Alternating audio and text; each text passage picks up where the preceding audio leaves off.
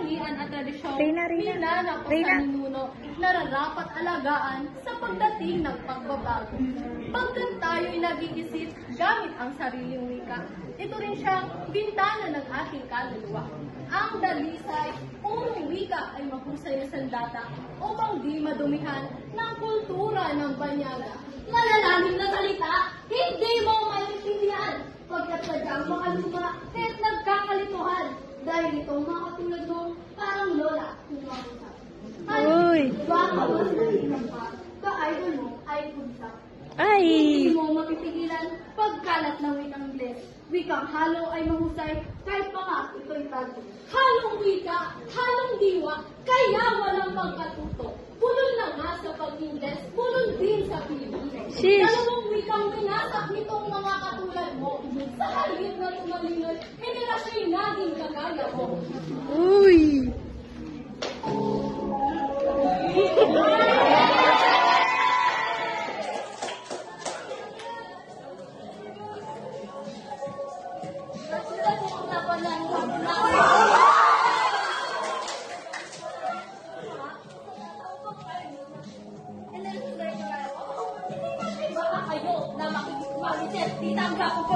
Anong klaseng pagbabago kung kung dalang isipan? Ekonomiya at kultura may kontrol ay kayuhan.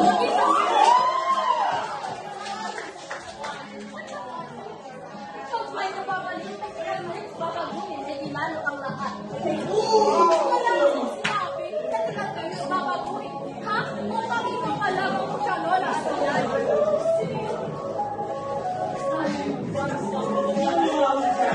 Sino kaya ang yan? Sino bang ba't makita yung batsang nanonood? Ganyan ako pamumutya. Hindi mo makikisunan ako ng Pilipina kung para sa inyo.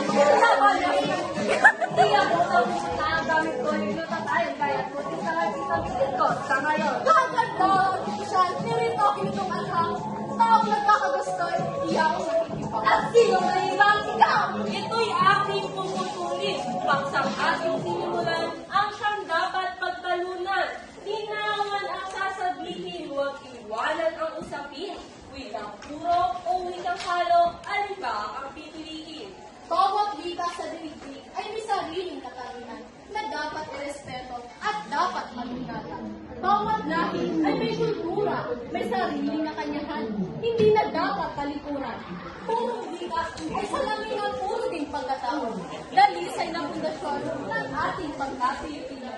Wika natin ay ingatan, payabungin at paunlarin sa pagpanday ng lipunang may malayang maaamit. Ang wika